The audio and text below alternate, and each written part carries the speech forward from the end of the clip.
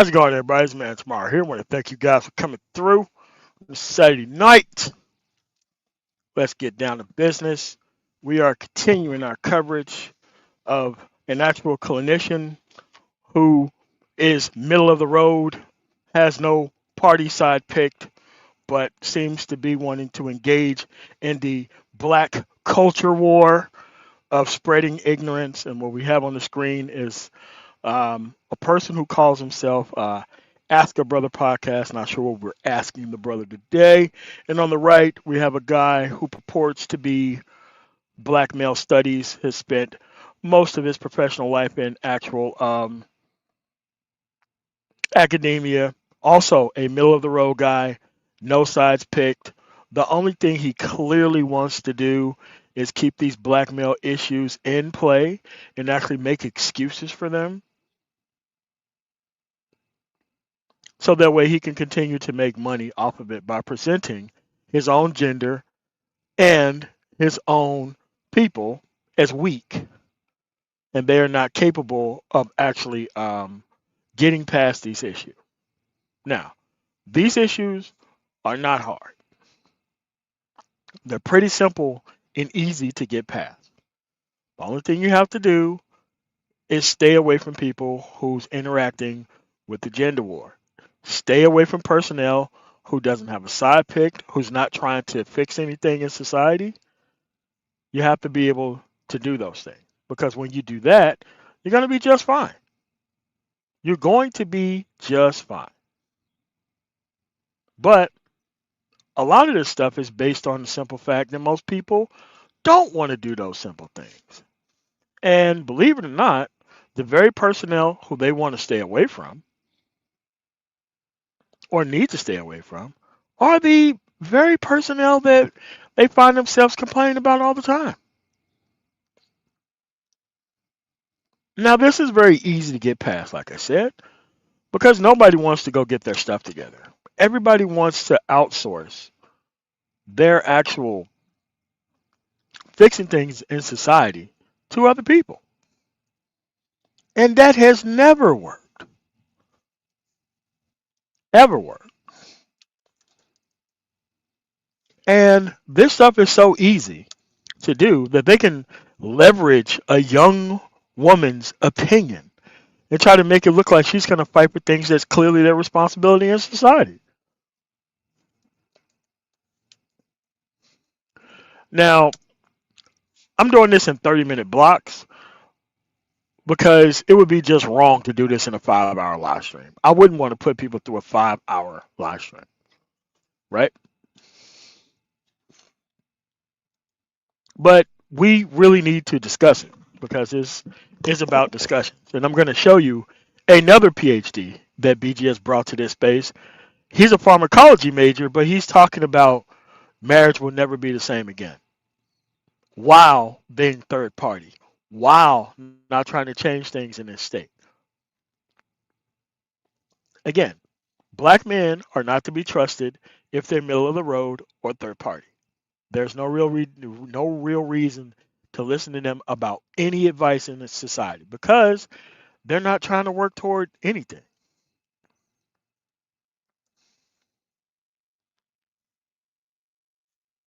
And we should be working towards trying to make things better in society. But a lot of people just want to be here to keep things the same in society, which I think is pretty wrong.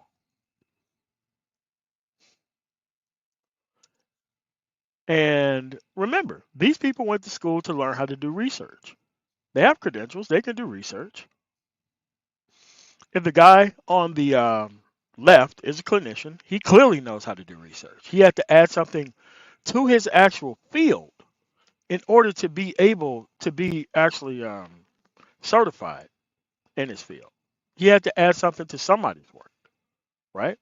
So why play around with these real issues when you could just simply solve all these issues itself by just giving people the actual information so they can move past it?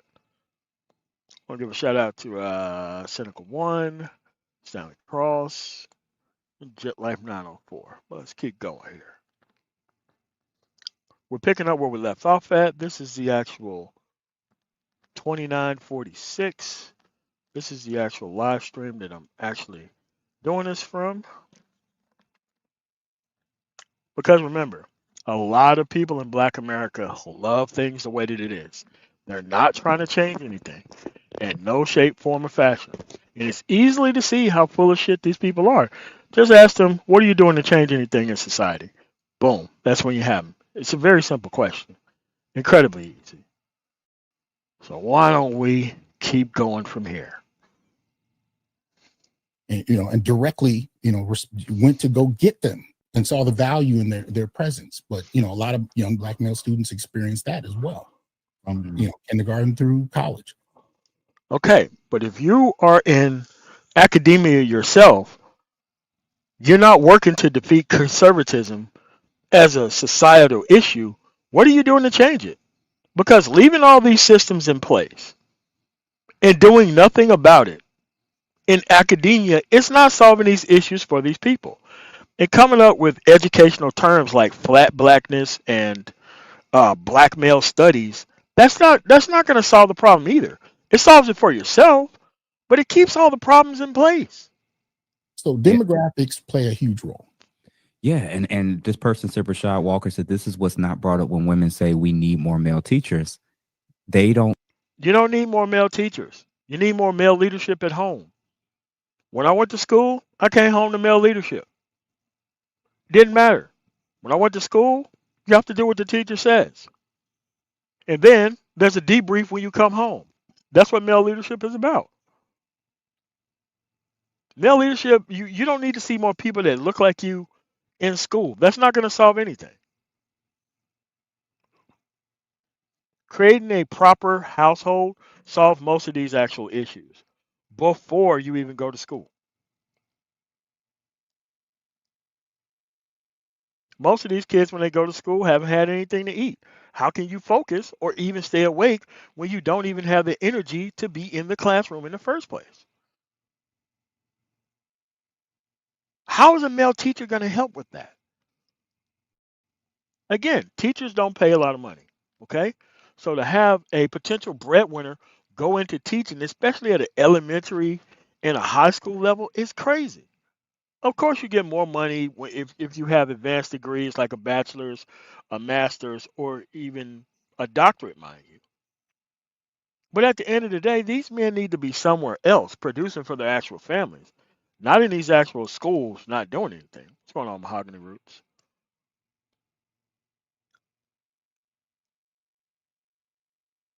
think about the environment of what the female staff and faculty creates for those male teachers. That's not the case. At the end of the day, what this dude on the left is doing, as a person who's a clinician, talk to people about their problems, he's trying to push the idea that too many women in the actual workplace of school is having bad outcomes on boys. And that's not the case. Yes, most of the education happens at home. Most of my historical lesson happened at home, not school. There are books that were not allowed to be in the damn library because the actual Washington County's public library didn't allow that stuff to be in the actual library. Yeah, so all of my education came from home, not school. I mean, you learn about the Martin Luther King and the actual, civil rights movement and, the actual Civil War, even though they never clearly discussed, not implicitly, that Jefferson Davis was from the state of Mississippi, not part of the curriculum. They didn't think it was important to tell you that. That's what I'm saying, right? And it's like, look, education is not the state's responsibility. They're going to give you some skills, but a lot of that stuff needs to come from home. What's going on, Quizzy Prince? And yes, you do pay a lot of money in taxes, so that way you can have a good education system. That should not stop you from being part of the school board. That should not stop you from showing up to these parent-teacher conferences. Because here's the thing: teachers don't like that pressure coming from parents, and a parent has an inordinate amount of power over these teachers if you use it. But if you don't want to actually use the power that's given to you and try to outsource it to other people, then you're never going to get the actual things that you need. Teachers. It's not just about we need the male teachers to help with these males, these young boys and students. It's Mhm. also about, well, he's going to view the level of threat Mhm. very differently when it comes to boys' behaviors, even outward behaviors, than many of the ladies will, where it's almost like he may potentially be more primed to be able to deal with it, be more patient with it, come up with other alternatives of how to address the behavior. Whereas a lot of ladies are kind of skewed with, once they feel something that feels a little threatening, their initial impulse is expulsion, is suspensions, is Wrong. If you are not involved with your school system, this is exactly how things go. And you cannot outsource this to actual men in school. This happens when you have parents involved in school. There are statistics. And if you don't keep control over those statistics and try to outsource that to male teachers, it's never going to happen. Direct involvement is the only way to solve this. You would think a clinician on the left would be able to simply point that out. Okay, full disclosure. When I was in the military, because I went in when I was 17 years old, right? When I went to Ramstein Air Force Base in Germany, guess where I worked? I worked in the schools. Worked in the schools. Why? Because they used to have cops that actually work in the school, and you can actually get rid of a lot of problems by actually making sure the teachers treat students appropriately.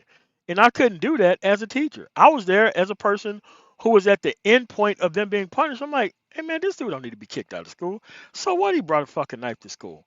All right, give me that knife. Take your ass back to class. Okay, watch this dude in here again. Okay, it looks like you just want to kick this dude out of school because he's black. You're not doing it because he's black, right? Because I'm looking at this situation and you're not doing that here. You're not doing that here. You're not doing that here. You missed this. I'm privy to all the stuff that happens in this school. Why? Because I'm the fucking police. And you're not going to actually single this person out and punish them any more than anyone else. That's how you handle that. Now, I did it as a person, as a school resource officer, right? But at the end of the day, this can actually be done by involved parents in school. Yes. Involved parent in schools does a lot more than one male teacher or 5 male teachers or 10 male teachers. You need actual involved parents to fix these schools.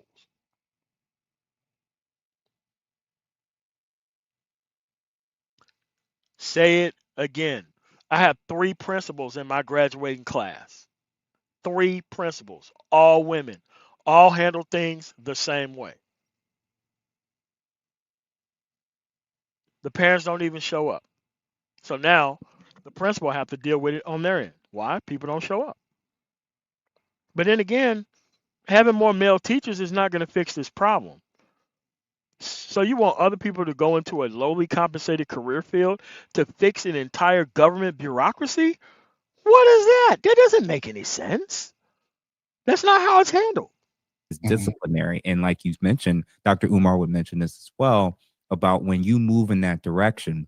Why would a person cite Dr. Umar Johnson for anything? Remember, this is a clinician on the left, a person who sees other people and help them with their problem. But we're citing Dr. Umar Johnson. No other doctor, just Umar Johnson. And now the kid starts to be seen, especially from the mental health psychology side, as a problem. Now you're getting diagnosed with things, oppositional defiant disorder, ADHD. Oh, now we have to separate them into another class. We have to get them on meds. If the kid doesn't want to be in a smaller class, if the kid's now surrounded by other kids who are also causing issues, now starts. You know how that's solved? More parental involvement. When I was clearly an AP student and they tried to put my ass in special education because they think that I needed easier work as an actual black dude, my grandfather in the shotgun went back to the school and be like, this dude need to be in AP classes. Any questions? No. Don't make me come back to this fucking school. There's nothing wrong with my grandson. My grandson does very well. Because education starts the moment that he hits the house until he goes to sleep, as soon as he wakes up in the morning, and before he comes here. He's smart for a reason. He's smart because I'm involved in his life. He doesn't need easier work. He need appropriate work so that way he's not bored in class. How on earth would a black male teacher be able to point that shit out to the administration that he works for? He works for the administration that's there. He's not going to be, he may, but he's not going to go risk his whole career for you. That's the actual parent's job, to go out there and make sure that your kid is treated right. Not some random black dude who gets hired in education. What's going on, Tampa Spring? What's going on around our son? The school to prison pipeline. Yeah, you definitely see that. And Wow. and at the same time, we Okay, well, if you care about the school to prison pipeline, why are you middle of the road in a city like Philadelphia? And the guy on the right, why is he middle of the road in a state like California? You would think if you cared about these issues, you would pick a side that's actually trying to fix those issues. That is the Democratic Party who wants to fix those issues. There's nothing Republican about trying to fix those issues. And you know that. Both of you know that. So, like I said, bringing these issues up as an aside, not participating in the political process to keep these problems in place, and talking about them on the back end to make them feel like you're concerned, air quotes, about these issues, is total nonsense. There's ways that you solve this. Having conversations like what we're actually looking at is not how it gets solved. It's exactly how it stays the same and in place with two people who's in the middle, who's talking about a conservative issue. But they're not part of the actual process to change anything, are they? can point out these same dynamics within the family. One of the things I've been talking about for some years now is what I call the gynecontestal family structure in the black community. Dude, that's an individual household based issue. Okay? If you want to create your family via the Waffle House method, you cannot expect other people to fix that shit for you. What's going on? You can't expect people to fix that for you. This is why the education piece about family creation and all that kind of stuff isn't a school responsibility. It's a household and home responsibility. And like I said, trying to outsource this stuff to random black men in education isn't going to fix this. Because most of these men are going through these very issues and they're not trying to fix it for you. Hell, look at these two people. They're on the screen. They're not trying to fix these issues. They left the issues in place so that way they can complain about something that they're not trying to fix. It's very easy to fix. It's clear that you're not trying to fix it. The clinician on the left wants to talk to people broken by the process without trying to fix it. And then you have the bullshit PhD elective teaching person on the right who's not trying to fix these issues. So that way they can make up bullshit terms like flat blackness to actually cover you for actually dealing with things that you shouldn't be dealing with. And that's basically female headed households, even within the same family, like where family is kind of like a satellite. You got the grandmother who's the matriarch of the family, her daughters, having their own households where they are in charge of their households. And what you see in those spaces are boys that are expected, of course, to follow and do what they're told and so on. Okay, so we put no focus on the men for impregnating these women, right? We put no focus on men for being in these circumstances, correct? It's just an all thing that's women based. So these women are just, asexual creatures having these kids and raising these asexual kids in these actual female led households. Now, both of these people are Generation X. Maybe the dude on the left is maybe a millennial, but at the end of the day, expecting society to fix your bad household family structure, dude, that's post hoc rationalization at best. And a deliberate actual forgetting of the actual issues at worst. Every grandmother is not a matriarch, dude. Why on earth would you just jump to that? My grandmother wasn't no fucking matriarch. She was a partner in a two-parent household that she wanted to be a part of with her husband, my grandfather. Okay? There was no, and I had a lot of, on my dad's side, I got like seven fucking aunts, 4 sons. There was no impregnating of the woman, and your ass didn't get the shotgun wedding. I've been a party to most of those things, even as a young ass kid. You want to get somebody pregnant, your ass is about to get a job, and your ass is about to produce. There ain't no such thing as your ass ain't about to be in the house with this woman. You're gonna be in the house with this woman, and you will be faithful, or we're gonna reconvene this stuff again, and then it's gonna be another problem.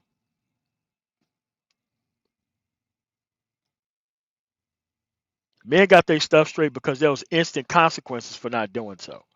There was no such thing as a female-led household. We went, well, my uncles and my father and older cousins went to go get this dude straight. There is no such thing as a singularly raised household person here. You're gonna take care of this kid, or we're gonna look. It's either this kid is gonna be taken care of via a job, or they will be taken care of because of Social Security because you're gonna be the fuck out of here. That's how that worked. Oh, she'll be a single parent household. That's because your ass is off earth. Then she gets to have a legal reason to be a single person household. Not hard. Very easy, very simple to fix. But it requires men stepping up in society and doing some shit. Not just sitting online with Captain America shields and swords behind your fucking head and some books and this dude with a fucking, I don't know, weed plant behind him and Ask a Brother podcast. What the fuck are we asking a brother here? And so forth. But the idea is that you still have this predominantly female-led space in terms of these environments within these households. And so it's not that as a black male teacher, you're coming to an all-female space, say, as a teacher, and that's the first time you've been introduced to it. Most of us, many of us, I should say, grew up in spaces like that within our own families. And we saw how that dynamic worked out already.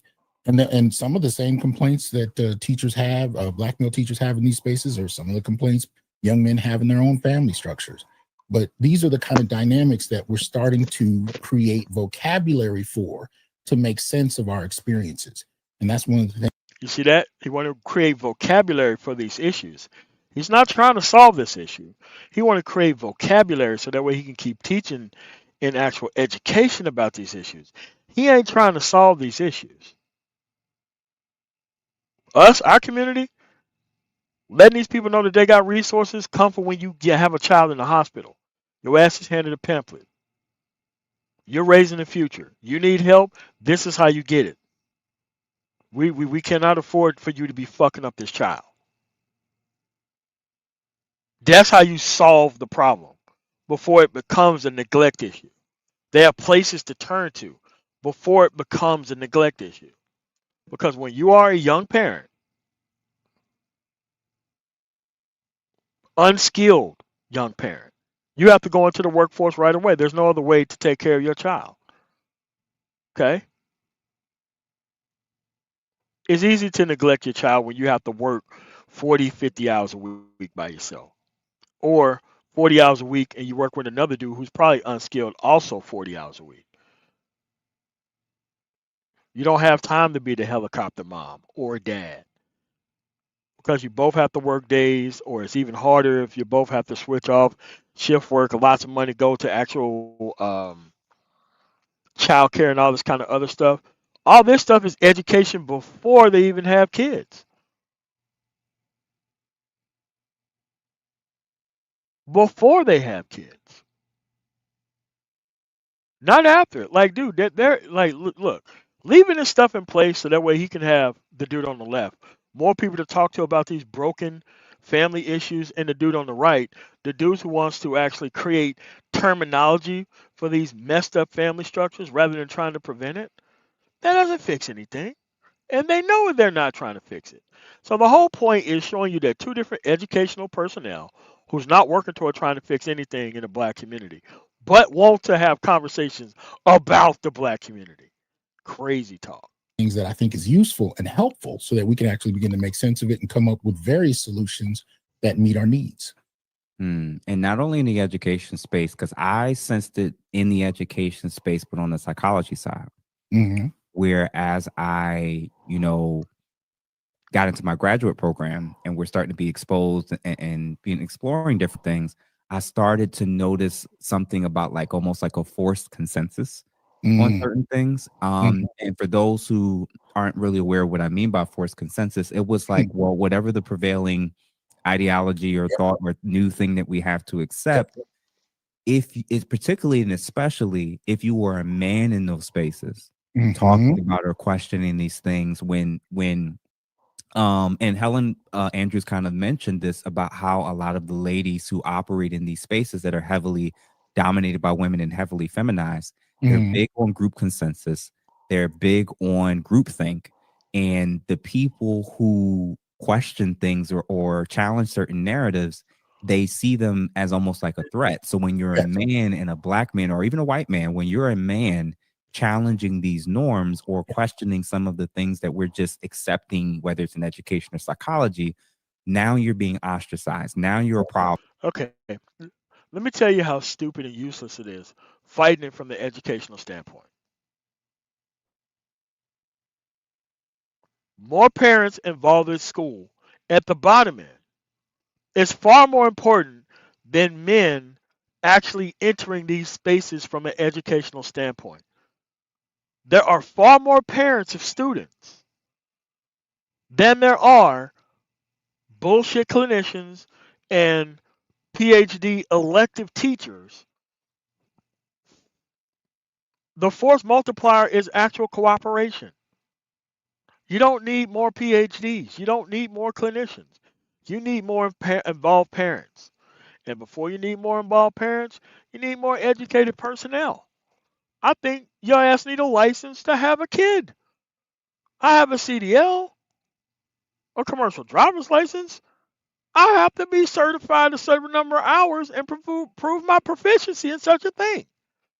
And if you provided this type of education to people before they actually embark on this journey of having an actual family, you'll have better outcomes.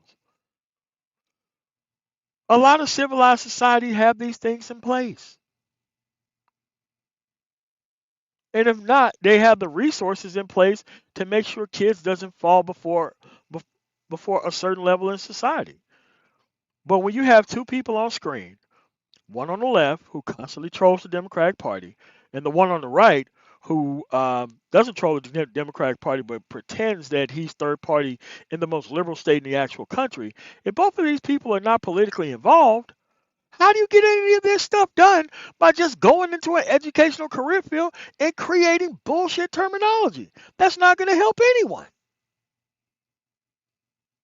I believe in directly affecting these actual issues, not trying to go through 8 years of education so that way you're outnumbered where you go. Listen, if you work for the actual system, it's very likelihood that you're going to have somebody who's going to challenge the system and stick their neck out for your child. You can do that shit yourself without needing an actual clinician on the left or a bullshit elective teacher on the right trying to outsource the shit. And the problem is people have failed for the simple fact that outsourcing these things is far more important than getting directly involved in things. That's why we have the issues that we have right now. Too many people trying to outsource their political involvement to other people. Again, these are people who are educated and who know better. They're taking the slowest possible route to get to a solution so that way they can keep their jobs. They're not trying to fix these issues. That's when the complaints start, right? So I remember when I was going through some of your stuff, some of your videos and whatnot. I distinctly remember you the videos that he took down, by the way, the videos that he erased from the internet, by the way. This is before he took down all this content. Because since the actual election, Tierson Johnson has taken down all this content to include the actual, from a masculinist perspective, all of these movie reviews. Remember, you're supposed to be solving problems. I don't know how the hell that you get to have all this time to do just movie reviews after the election's over with. You're the one who came up with an 18-point agenda. We never seen you bringing this stuff up into to the California legislature, to the White House. Remember how black women are in charge of everything, right? No. Noticing how when you would present information about women's perspectives on things, no pushback, no issue. But the moment you even would start to highlight things about men or males issues, especially in throughout society and culture, it was just doing that, just acknowledging that those inequities and inequality existed was like a problem. Oh yeah. Tell me more about that. Well, that actually came from a class I taught at the Claremont colleges. So I had been at Fresno State for a while, and every now and again I would go back and teach a course at Claremont, especially if the chair of the department there, who I had a great deal of respect for, if she needed, some extra teachers. So I'd go back, I'd commute once a week, I'd go teach a class. So this particular class was an intro to Africana Studies course. Mm-hmm. And when I teach that course, I cover, I basically give students a sampling of Africana Studies, everything in it that I can get my hands on, just to give them a taste so they can decide if they want to major. When I get to gender, I always start with Black feminism, and then I go to womanism, because those are a fucking dude going to college teaching about feminism is fucking crazy.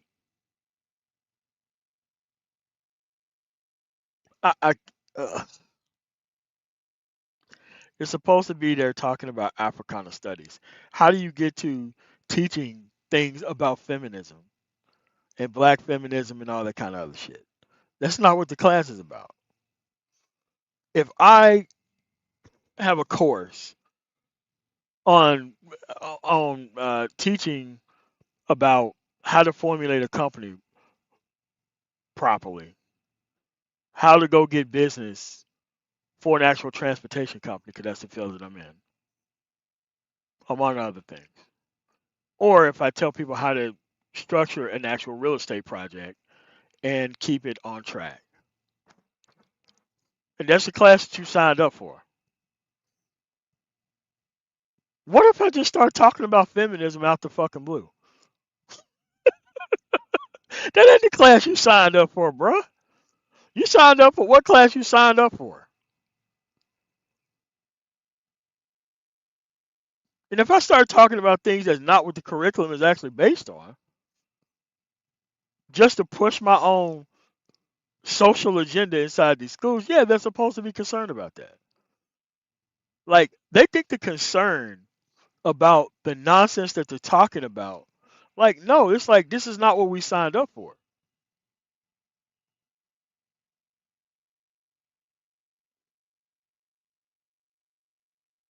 That's not what they signed up for. So what they do is they translate that into, oh, look at there, bringing up these male issues and they ain't liking it. Like, no, they came here for an intro to Africana Studies and they don't want to hear this shit about feminism. Africana Studies ain't really got shit to do with domestic fucking feminism. So when you try to bring your personal stuff in there when it has nothing to do with it, yeah, it's a problem. It's kind of like when people who don't believe in science, who are like religious extremists, go in to be a science teacher just so that way they can actually start talking about the actual religion of whatever they're a part of in science class. This is the type of nonsense that these people are going through on the college level. Remember, these people are paying for college.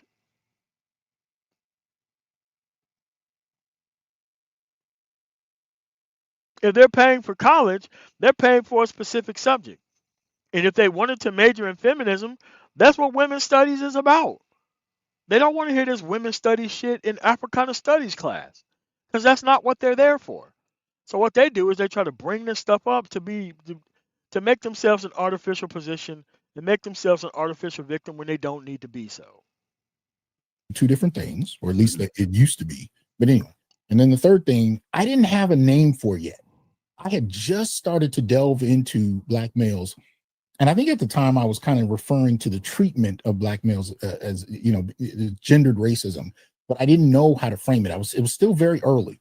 And so when I was teaching it, I decided this was going to be a class where I was going to try and introduce this area that I'm researching. So we did the feminist component, the Black feminist component. They loved it. because that's how they were trained. It was majority black females in the class.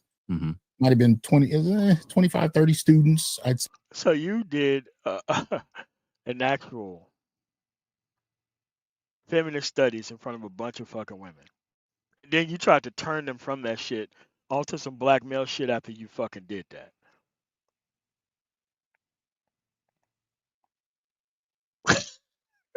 What is going on here? Say 20 of them out of 30 were black women, right? So they love that. When I got to the womanism part, I had a colleague of mine, give the lecture, and it was a woman. So, I knew if I gave it, it would have been a problem. Yep. So I said, okay, I let her do it. And because it varied from feminism, they didn't like it. But because it was a black woman who was teaching it, they kind of begrudgingly accepted it. Mm-hmm. But I didn't have a framework. I hadn't come to black masculinism. There was no black male studies yet. So at the time, I just had slides, PowerPoint slides. There's not a black male studies now. It isn't. It is not. There is no black male studies. White people don't go to school to learn about black people. Conservatism has pretty much told you that you don't need to care about American history. That's why it's called Black history, because it's not included in American history. So if they don't want to hear about black history, what on earth do you think that they want to hear about black male studies? When they don't even want to hear about the history of the people, period. But they want to hear about black male studies exclusively. What on earth?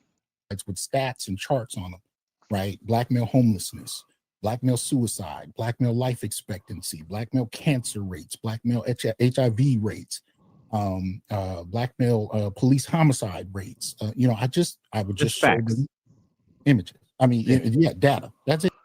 Here's the thing, man.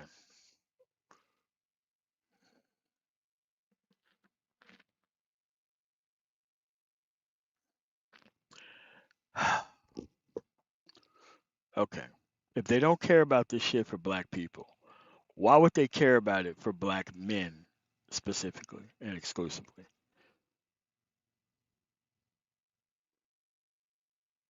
I get what you're saying, but it's a bullshit argument. You don't affect change inside of a classroom. You affect change with politics. But remember, you don't have a side in the most liberal state in the fucking union, but you want to address this issue from an academic standpoint. That's the worst way to affect change.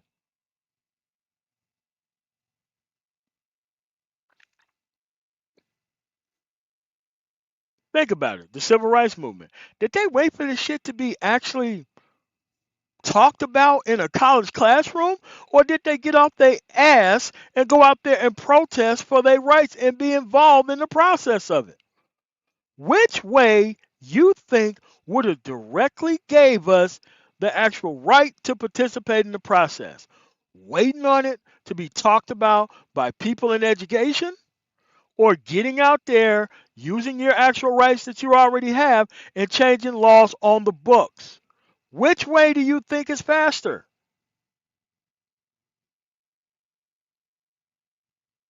It's obvious which way is faster.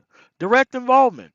You don't need clinicians on the left, and you don't need Africana studies motherfuckers or black male studies on the right to do that shit for you. All this stuff you can do yourself in your individual state. Waiting for one random person to do it in an academic environment? Dude, that's never going to happen. It's never going to spread across the country. Dude, there is no Brown versus Board of Education moment when it comes to teaching this bullshit in schools. There is no moment like that. There is a moment like that when you fight for things to change and start changing these state constitutions. That's when it does change. God, man, I cannot stand these motherfuckers in education. I didn't even say anything. I just would show them, and they would, they knew they were supposed to take notes. Mm-hmm. What I found is the women got more and more offended. By the next class, they had gone to the dean and complained that they felt physically threatened in my course. Dude, that's not a thing. That's a lie. Women don't bring up claim that they were physically threatened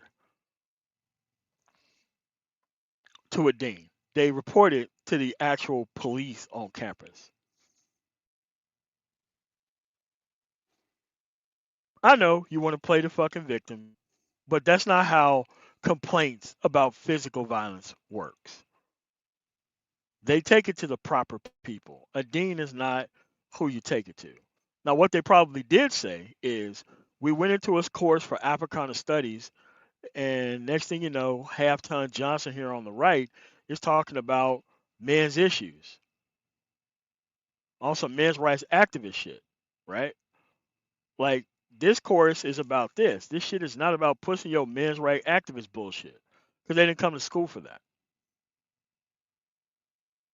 And look, he don't even have a course based on men's rights activism, which is what he's actually doing. But he's trying to make it super focused around black men because he want to surround himself with black male trauma and victimhood, where most men go through the same exact shit that he's talking about. This is a men's rights activist trying to pretend that he's a black male activist in academia. Worst way to get this point across. And you don't fucking vote. You don't participate in the political process. You're the worst state in the union, California, dude on the right, for divorce, for child custody. Okay? Have you tried to change any of those issues? No. You just want to come up with flowery, potpourri, fucking bullshit ass messaging around those black male issues. So that way you can surround yourself with the trauma of making it look like you're trying to correct these issues when you have no interest in correcting these issues.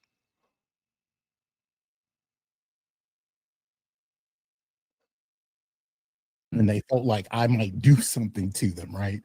Because of this.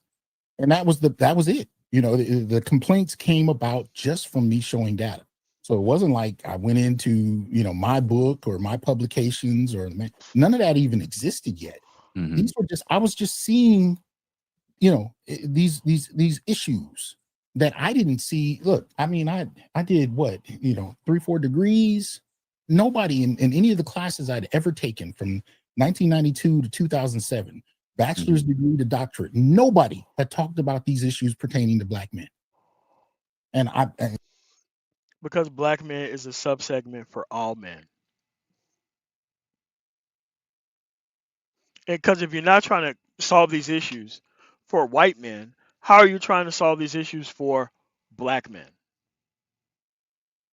It's not possible. Dude, listen. Everybody hides their intention with politics. You look at the actual stats, and then you make an actual argument without using the word black male or black men, because that shit's never going to pass the legislature, to change things based on this sub-segment issue within XYZ and XYZ percentage. And that XYZ percentage actually include black people in it.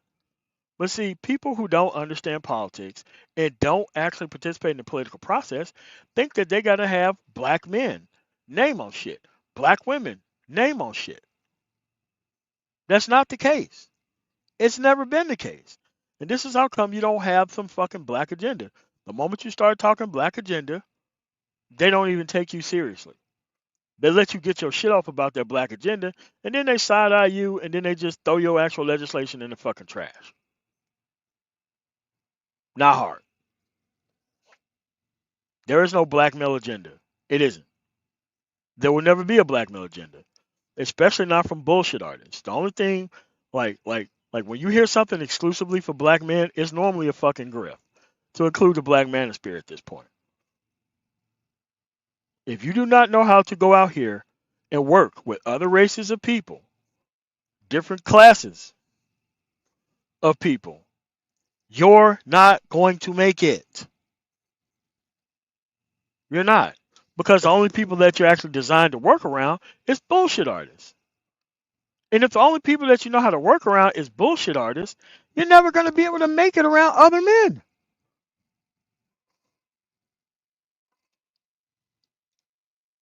That's why we have in our state best interest of the child. best interest of the child from a productivity standpoint will most likely be the man.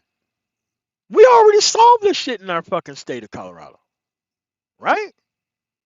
We didn't wait for some specific black male fucking agenda to get that shit done. No, they went to the legislature and they fucking changed it. Just like that. Qualified immunity, we didn't wait on fucking studies, went to the legislature and changed it. We just now raised taxes on the top 3%, which I am in. Not worried about it. Why? They need shit to be paid for around here. And yes, I want my shit to look nice and be nice. They just voted to make school lunch free for all of the children using some of that marijuana money, legalization money. Hell yeah. I want all that liberal shit because I care about outcomes. Investment lead to outcomes. You make your library look like the fucking space station, you're going to have some great fucking kids after that shit's over with. If you do not invest in the children, you cannot expect them to be proper adults. That's why they pay so much money in these fucking schools compared to other schools. Because guess what? We care about good outcomes. Waiting for these guys on the screen to get into actual academia and address your issues, that's the worst way and the longest way to make sure that you get to a specific result.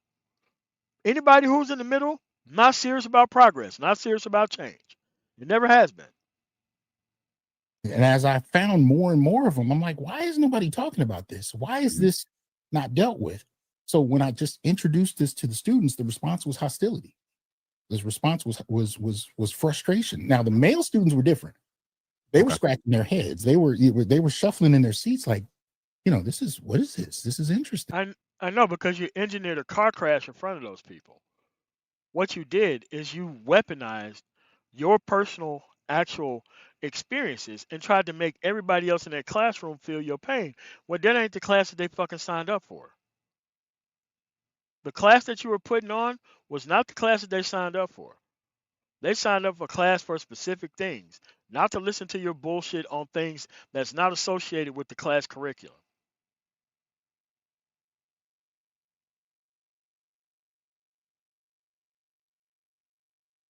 So by putting these dudes on Front Street to try to embarrass and humiliate and browbeat the people in the same classroom, you know that was going to be the actual reaction before you fucking did it. But you did it for the trauma of it all. Not that you're trying to solve an issue. Remember, you've been in education for 20 fucking years. You should have a long line of things that you changed in education. I could tell you the shit that we changed in Colorado since I've been here since the late fucking 90s that actually affect black men and boys, even without even saying the name black men and boys in the actual fucking name. You know what I mean? But the women had a whole different posture. It was very much like, this is an offense that we're talking about black males. That was actually a quote. No. It's an offense that you're talking about this shit in a classroom that's not about black males. You know what class you went to teach, and it wasn't talking about black male trauma inside the fucking classroom.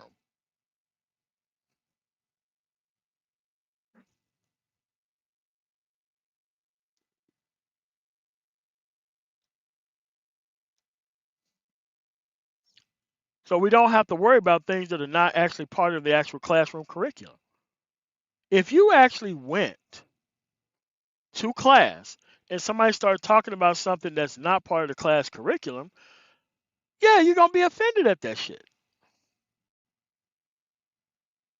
Dude, this ain't hard. But he translates it as, oh, this is an actual issue. Oh man, they were so taken aback. Yes, they was taken aback because you weren't supposed to be discussing that shit in the classroom that they paid for. Don't you understand? This ain't public school. These people paid for a specific class and a specific curriculum that you're not giving them. And you're looking at the pushback like it's a problem with what you're saying. It is, but not for the reasons why you're presenting it. From one of the students. It was offensive just to talk about data about how Black boys and men are affected in society? The only way you were allowed or expected to talk about Black males in courses like that was critically, in the sense that they were a problem for someone. They were a problem in society. They were a problem for Black women. You were allowed to talk about it in those lines.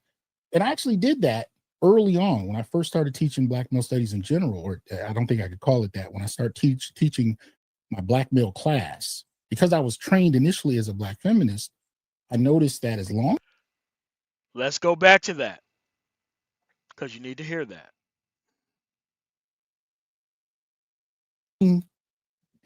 These issues that I didn't see. Look, I mean, I did what, 3-4 degrees. Nobody in any of the classes I'd ever taken from 1992 to 2007, bachelor's degree to doctorate, nobody had talked about these issues pertaining to Black men.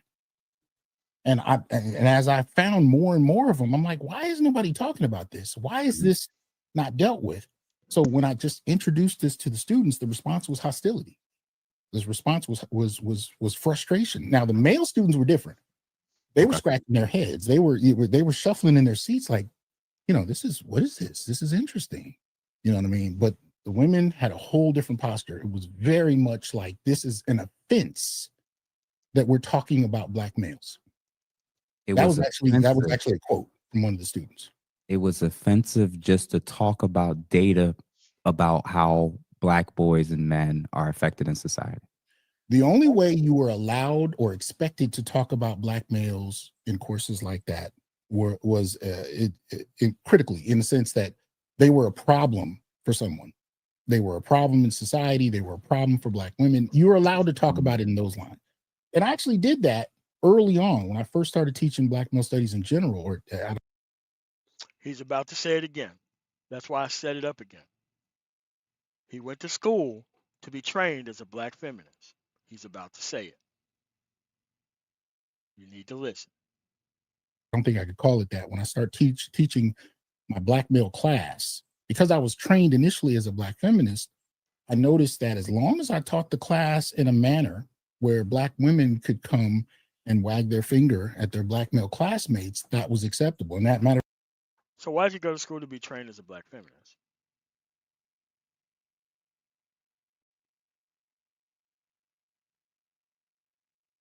Why did you go to school to be trained as a Black feminist? Why did you go do that? So the women went to go hear some rah-rah shit on women, and then you tried to flip the script on them and start talking about Black men.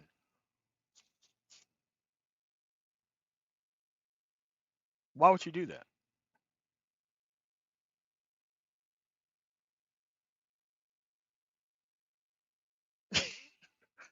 What person goes to school to be trained as a Black feminist? Wow. In fact, the numbers of students grew and grew every year. Mm. The more I actually started to foreground men's experiences and men's perspectives on everything from relationships to politics to whatnot, then I noticed the shift. Then I noticed the women's studies department backing off from my class and no longer, they used to. Because it's no longer women's studies, dude. Yeah, like I wouldn't date anybody who actually went to school for women's studies. I wouldn't date anybody like that. And I definitely wouldn't go to school trained as a Black feminist so that way I can flip the script inside of education. If I want some shit changed, I'll just go to legislation and get that shit changed. hmm Yeah, that best interest of the child shit. Yeah, we pray. Yeah, we pay for some incredible looking women to get those fucking signatures outside of King Supers and Safeway and Albertsons and J.C. Penney and all that shit. That's how we got that shit on the fucking ballot. That's how you're supposed to solve these issues. You can't wait for a man to go into be trained as a feminist, and then once he get there, he want to flip the script and try to change this shit into something else. Dude, that's the worst and the longest way to do anything. Promote the class, they wouldn't do so anymore. Students would take offense. The feminist students would take offense. But I noticed more Black males started taking the course. And often they would say this was the only time they felt like their experiences were valid, their voices were being heard. Dude, see, this is the bullshit about the manosphere too, about how your voice needs to be heard, but you don't need to take no action once your voice is heard, right? You just want to be heard. You don't want to change any laws. You don't want to be involved in the political process. You don't want to change anything. You just want to be heard. You just want to hang out and be heard. You don't want to change anything. I'm sorry, it's going to require you to change something. It's going to require you to learn something and do something about it, right? But people stop at the just hanging out portion, which doesn't make any sense. Their experiences were actually being foregrounded in the narrative. And this is a class on Black males. But even at that time, the women expected themselves to be at the forefront of dialogue and discourse in a Black male studies course. Okay. We need to see these Black male studies course, because I can guarantee you that he probably signed up to teach women's studies courses and just started talking about Black men in those women's studies courses. I have never seen a Black male studies course anywhere. I've seen women's studies courses. I've seen feminist studies courses. I have never seen specifically a Black male studies course. I have not seen that. I can guarantee you. Oh, yeah. I can guarantee you he signed up for feminist studies or women's studies courses and just started talking about Black males in those women's studies courses, which that wasn't the curriculum that they signed up for, right? And then the pushback that he gets, he tried to make it look like, oh, well, they're just anti-male. Like, no, they signed up to learn bullshit about feminism. They didn't sign up to learn a whole bunch of shit about men. And what dude would waste his elective credit on some bullshit like that? No, most of these men who take these classes,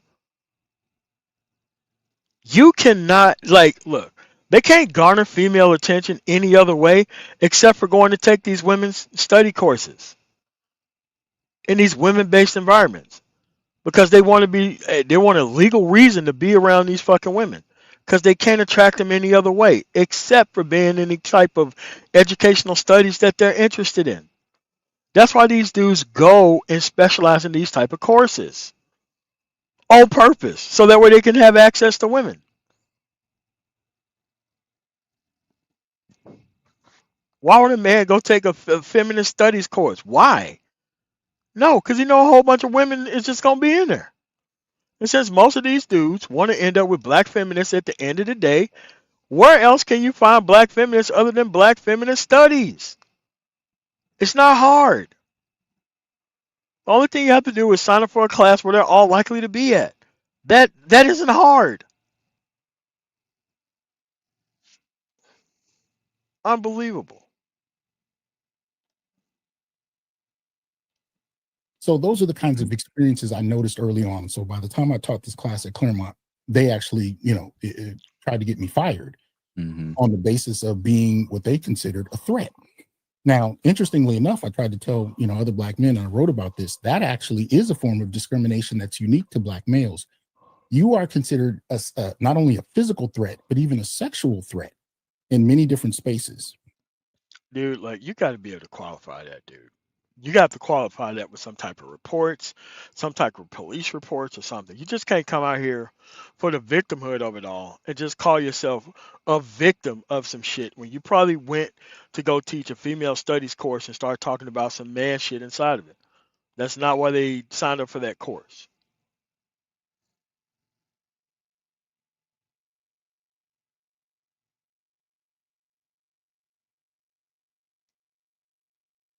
Because again, if we're dealing with this notion of feminization, right, you saying things that are unappealing, things that they don't like, things that they take offense to. Now, notice they didn't say to the dean, we don't like this class because he's saying things that we just don't think are academically relevant. That's not what they said. They said we feel physically threatened in his classroom. I talk the way I do right now. I'm not in anybody's face. I'm not calling anybody out their name. I'm not grabbing students out their desks. There's none of that going on. But the fact that they labeled it as a physical threat tells you how, when as a man, you're in a predominantly female environment. Okay, so we're talking about college age people, right? So since when do you report your physical and sexual threats to the dean of your actual course, and you don't report all that shit to the actual police department that is actually on campus?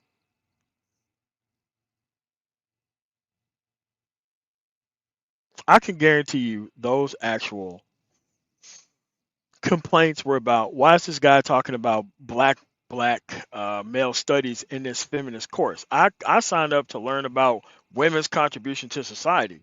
They didn't sign up to talk about black men's contribution to society. So what you have to understand is there is no black male studies course. There isn't one. And if so, then you should let us know what the actual curriculum is. And if the people were signed up for a course for black male studies and they knew that they was going to school for black male studies, how on earth are they actually being offended by what's actually being taught in the classroom if that's the class that they actually showed up to? Now, I could tell you the other reason why. They signed up for one class and they got black male studies as a result of the class that they actually signed up for. That's the other part of how you end up in a class that you wasn't supposed to be in. I had that shit happen when I was in the community college of Aurora. There was a class that was about a specific subject, and this dude came to class talking about his right-wing politics rather than the actual coursework that we signed up for. And yes, there was complaints against that actual teacher, and that teacher didn't give a shit. The teacher wanted to teach about the issue that he wanted to talk about, not the class curriculum. Now, within that class itself, you have to follow what the teacher says or you'll fail out of the class. Now, you've already paid for the class already, right? So technically, he gets to do whatever he wants to until he's thrown out of the actual school. I mean, he could get away with that maybe one semester, maybe two, but at the end of the day, your grades are actually based on what this person thinks. And that's something the school can't even actually adjust, right?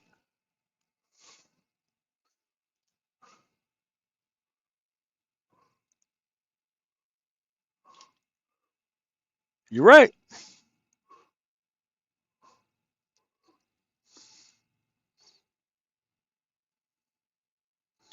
Boom. That's exactly what he's talking about. The survey that you get at the end of these courses. And I can guarantee you there was not a threat that was made there. There was only complaints about, because that's the only way you can complain once the actual class is over with, is the actual assessment of the actual coursework once you're done. Empress is 100% correct. That's what he's talking about. I don't believe in this sexual threat nonsense. I don't believe in any of that other nonsense either. The actual feedback that he got from this class was not good because he talked about something that the coursework wasn't about.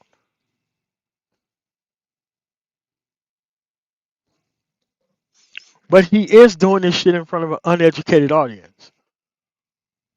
Like, the clinician on the left isn't asking any follow-up questions.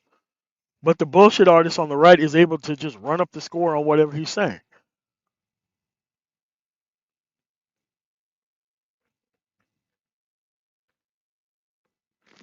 It is, especially when they can't even attract women themselves. So they want to actually develop this adversarial relationship that doesn't need to be there. And giving these dudes intellectual cover for complaining about women, I think it's stupid too. Look, I can find just as many men that are messing up that are women. You know what I don't do? I don't try to actually present that as an argument. I could just deal with better people. You're introducing ideas that don't go along with the dominant narratives in those environments. They immediately weaponize their vulnerability as women, at least as long as we perceive women as being vulnerable and victimized by potential male violence. And they use that, they weaponize that. That's not what those assessments about at the end of the course.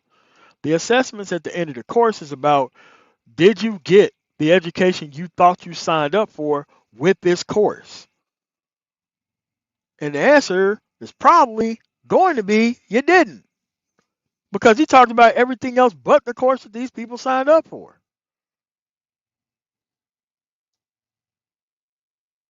Try and get me pushed out of the space.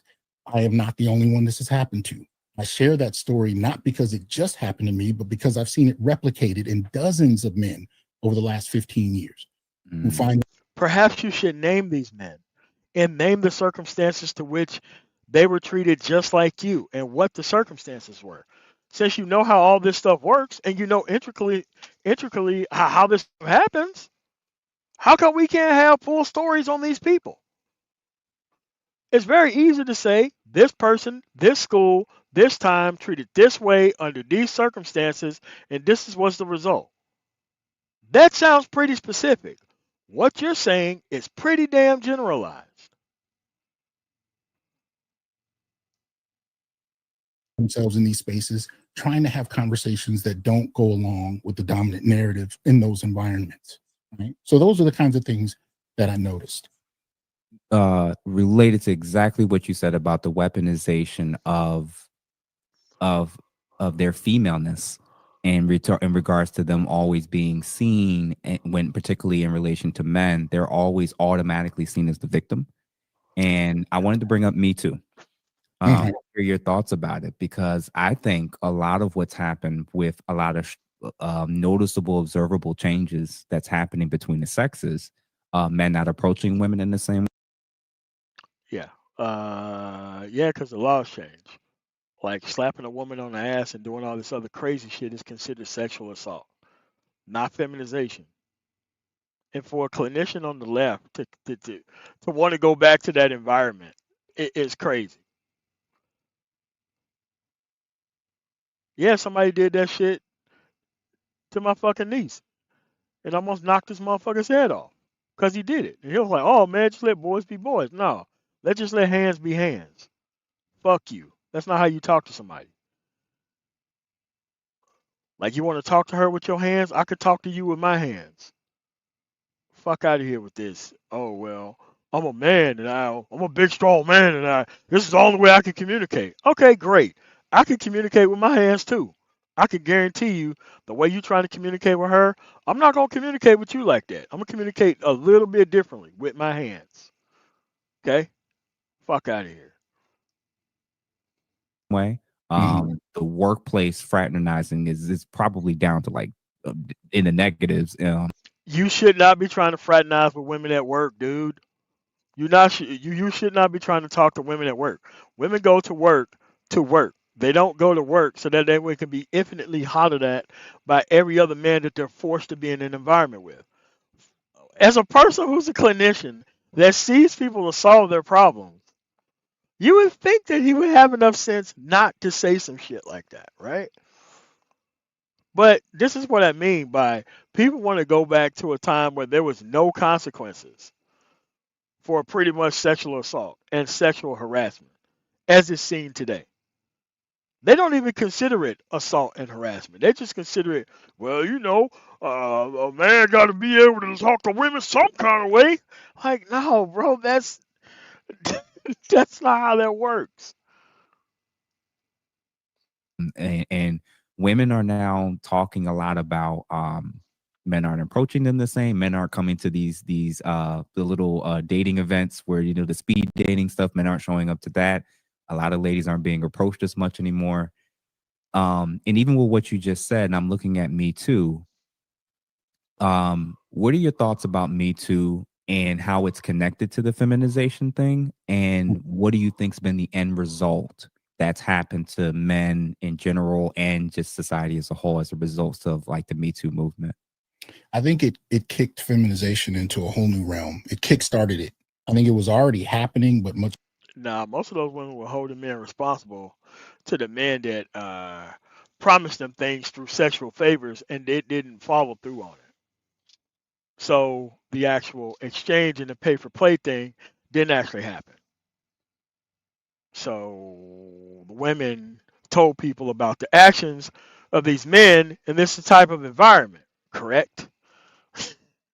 I mean, Fresh and Fit went through that shit. When when this woman was talking about, she was offered some pay to play type stuff, and they'll bring her on. Like, bro, you we're not going back to that era, dude. Okay, okay. Amber Heard and the Johnny Depp thing. That was wrong. Did he get his career back? I don't think he did. But she actually was not able to work either once the stuff was over with. Outside of the Amber Heard thing, show me a place where dudes were just 100% in the wrong on some stuff and they got punished over some stuff. No, mostly the Me Too thing was a response to actual activity. Slower and at a lower level. And I Mhm. think the Me Too movement definitely kicked it into overdrive. I think the dating issues and the interactions in the workplace between men and women, I think a lot of that was an unintended consequence of Me Too, because I think Me Too was conceptualized really as a feminist political tool. It was basically a tool to acquire power. One of the things you'll notice, especially with upper level white women in some of these spaces, not only would those complaints result in the removal of whatever given man was accused, but the replacement of that high level man with a woman. Right. So we're looking. Okay, that's the victimhood bullshit about it. Listen, man, the most qualified candidate went to a job. Okay, they didn't. Okay, so when Bill Cosby went to jail, who did they replace Bill Cosby with? Nobody. Okay, if you're removed from an environment for sexual harassment, they don't just put a woman in your place. They put an actual qualified person in that place that's going to be actually trained up to be in that job. Okay? It wasn't just removing men and just stockpiling places full of women like they was out there on the hunt for men who was engaged in all these actions just to replace them with women. That ain't what happened, dude.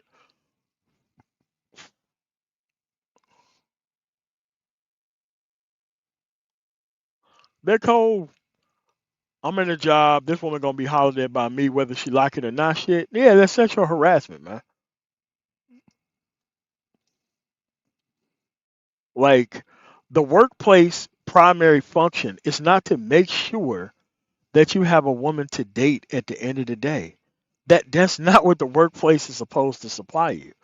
It's supposed to supply you a paycheck for the actual labor that you provide at work. At with Me Too is a coup. It was a political coup that was really designed, in my humble opinion, around acquiring power for women in a very political fashion. I think the dating and the social implications reverberated in a way that I don't even think they saw coming. I really don't. But I do think it's happened nonetheless. I do think it's dramatically shifted the culture in terms of engagement. Even the very notion of the office party at work is dead. I mean, it's Yeah. men understand that. Men do a cost benefit analysis, and it's just not worth it. It's not worth. No, that's not why holidays parties ended at work. Holidays parties ended at work because they just felt like, look, it's the same reason why tuition reimbursement was cut at jobs. Why? They can save the money. They can save the money. They don't have to do all this extra stuff with employees. You trying to blame me too for getting rid of office parties? Holiday parties? No, they just got rid of that stuff because look, we're making budget cuts next year. No more holiday party. That's what it was when I was in corporate America. And look, we used to go to the Museum of Natural History every single time for actual our holiday party. It was always at the Museum of Natural History in Denver. An excellent place to hold an actual holiday party. Excellent place. They didn't cut those holiday parties because of Me Too. After this shit happened a decade before Me Too. Because I know, at the time, Level 3 got rid of their shit a long time ago. Lucent Technologies at the time got rid of their shit. Quest got rid of their shit. Comcast got rid of their shit. AT&T got rid of their shit. And when those people got rid of their holiday parties, everyone else in the Denver metro area pretty much got rid of their holiday parties too. literally at the same time. Within 5 years, nobody had an actual holiday party. No one. And that's the time where, yearly bonuses went out the window and everything else. So to try to blame Me Too for the end of the holiday parties, come on, man. Come on, man. Look, they were able to save a grip of money, and that's why they did it. The reputational harm that easily comes about, because this is really mean girl politics. I mean, that's what a lot of Me Too turned into, which meant that, for an entire gender, you can accuse anybody, and evidence took a back seat. And this is one of the things Helen Andrew talked about as well. She was saying evidence can take a back seat, feelings can take a back seat to perceptions. I mean, she brought up the Brett Kavanaugh case, and she said, despite that there's no evidence, there's a woman here crying. And Yeah, but here's the other thing. After that shit's over with, you can go and sue this motherfucker into the ground. Did any of these men go out there and do that? Hell no, they didn't go out there and do that. They just took the shit on the chin and didn't bother punishing her. Listen, if you raise the level of stakes in society for when people do shit to you, there would be no actual mistakes in society. Okay? No mistakes in society. Because you're actually going to report something and you face real deal consequences over it. Yeah, you suffered a loss and you're entitled to a return, but you have to go to the legal system just like they did to go get that stuff from happening. Thanks for the $4 super sticker, Cedric Webb. So to try to make this stuff as actual, like it's a Me Too problem, it's not. There was a couple of cases when I was in the military about a person claiming that they were assaulted, and one of them happened in the place where I was actually living. I was the highest ranking person there, so I was the person who was brought in, and I had to answer for it. So what we did is we went there, we brought both parties in there, and guess what? It was solved at the lowest level. There was a claim that was made. We set all the parties down, and they got it over with. Now, if I had not directly went to both of those parties, yeah, that stuff could have really got out of control. And I've seen it get out of control more than a couple of times. But me being the actual law, yeah, I know how to handle it. Like, no, if this shit actually happening, then fill out a statement right now. I'm gonna talk to you about it. I'm gonna talk to you about it. Look, it happened at my place. I'm the one in charge. It's time for y'all to start filling out some statements. And if not, that means that you need to go to these people and get their mind right on what actually happened there. Because we ain't having no actual rumors going around and I get called into the carpet for this shit. Fuck that. You both gonna fill out a police report right now about what happened. Okay, you don't want to fill out no police report, then I better not hear about this shit again. Period. That's what it was. But most people don't want to get involved. They just want to sit back and just let stuff happen, man. Hey, look. You want to leave that stuff to the tender mercies? Hey, man, that's up to you. I'm not doing that. That took precedent over this question of evidence. I think that culture was inaugurated with Me Too in many ways, where whether you did something illegally, whether you did something, where you could be accused, evidence wasn't the primary focus, right? The primary focus was the accusation, and many black. Yeah, but the accusation can be overturned by bringing these people into civil court. Look, if you leave things up to the court of public opinion, you're always going to be screwed as a dude. But if you leave this shit into the court of public record, as in suing the hell out of these people whenever they do something of this magnitude and cause you some type of loss, reputation included, yeah, people tend to respect that too. But most of these men who go through this stuff, they just wanted to be out of it and drop rob buddy. Oh, hell no. I'm not going through that. You make a claim, you're going to bring your ass to court to actually defend this claim. And you better bring your evidence along with you. Because if you don't have it, any losses that I'm going to incur, I'm going to transfer that shit right on to you. And every time they Google your name will be associated with making false claims to the actual police. Now, the prosecutor is not going to go out of his or her way to do that for you. That's just as you got to go get on your own. And like I said, waiting on these educational bullshit artists to do it for you through education and studies isn't going to help.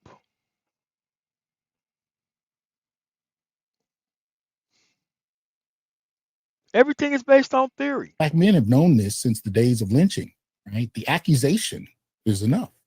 You know, even if you proved innocent, right? It tends to stay with you. Just the fact that you were accused. So, you know, I think many men, I think non-black men, this was their introduction to how that kind of reputational harm can happen with no evidence. I think for black men, you know, we've experienced that for generations. That's nothing new. You know, when just a word from a woman could result in mob violence and a lynching, you don't take any of that lightly. But I think the reason Me Too was such an issue. And Mississippi could have brought up Emmett Till's murderer anytime if they wanted to, but it was a jurisdictional issue. The federal prosecutor in Mississippi was not going to bring charges, and the state prosecutor in Mississippi wasn't going to bring charges either. You can't listen. And this is what happens when you don't know anything about the political process, and you don't teach anything about the political process, and you don't know anything about how the judicial system works. You can literally get away with a lot if you have the federal prosecutor in your pocket and the state local municipality in your pocket. You can literally get away with a lot.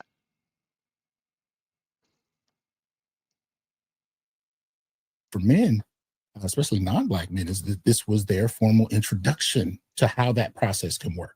Your whole life, your whole reputation, your career can be, you know, destroyed on just the accusation. One of my good brothers in the space, some of my longtime listeners, will definitely remember the Green Gorilla on YouTube. You know, the brother is brilliant. You can look up Green Gorilla channel. He doesn't really do videos anymore, but his videos are still there. But one of the ways that I met him is he was a philosophy professor. And he had a girlfriend he broke up with who was upset with him for breaking up with her. So she called his department and claimed that he violated her. There was no police record. There was no evidence. Green Gorilla went to prison for fucking assaulting a woman, dude. What the fuck are you talking about? Prison. He bragged about it online about how he held a quote unquote bitch responsible. The same dude as you trying to clean, who's trying to do that shit for, he actually said that shit on a fucking live stream. Okay? He said that. Now, he may have gotten removed from his job over that claim, but that dude did go to prison for that shit. Okay? So don't sit here and try to lie about that shit, right? Don't do that. Don't fucking do that shit. Yeah, he claimed that he held a bitch responsible. He said that shit. He said it. The same G with a PhD. That's his fucking name. Okay? Yeah. Got out of that environment, got a PhD, got his fucking life on track, but he came online masquerading in front of a bunch of sexless men about how he held a quote unquote bitch responsible.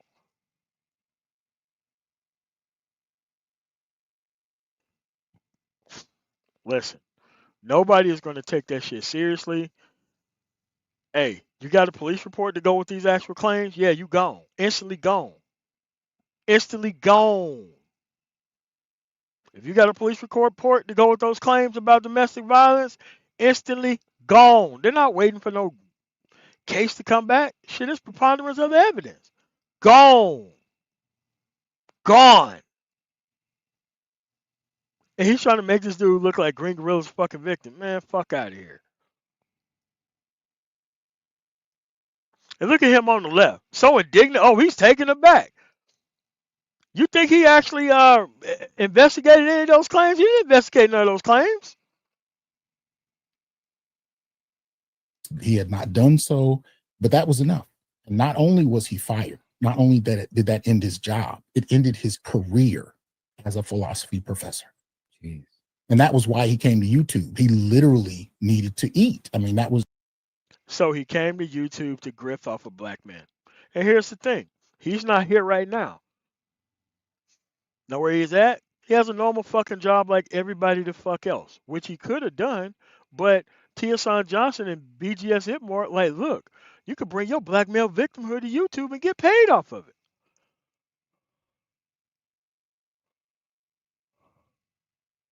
And what lesson did he learn? Absolutely none.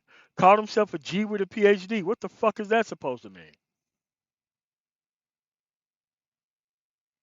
That's what he called himself, a G with a PhD. Why? Because stupid black people actually think that this criminalistic piece of shit fucking image is something that you need to connect yourself to. And the only men who connect themselves to that type of image is broken fucking men or men who don't want to do anything in life. Period. I don't respect the street image at all. I think you should be, you know, dealt with and handled excruciatingly painfully whenever you display that type of stuff in society. But the fact that that could happen so arbitrarily with no evidence, nothing. He never called the police. There was nothing involved, and they never asked for a police record. Nothing. Gone simply because she was mad at him. But this is how you get back at him. You go down and you file your own lawsuit against the school. Unless they have something in the actual guidelines to say they can get rid of you. Listen, if you know that you're under that type of danger, you need to have your money together so that way you can actually submit a claim to them that no, you fired me for reasons that it didn't need. Yes, I got fired for no reason. This is my actual court case. This is when I'm going to go to actual court to sue this person for defamation, leading to a job loss. Yes, if you go and immediately do that shit as soon as she does that and call your job, look, he should have walked right out of it. Like, look, I'm going to court right now to go file a lawsuit against this woman for damaging my name. Okay? And I'm going to bring this stuff right back to you.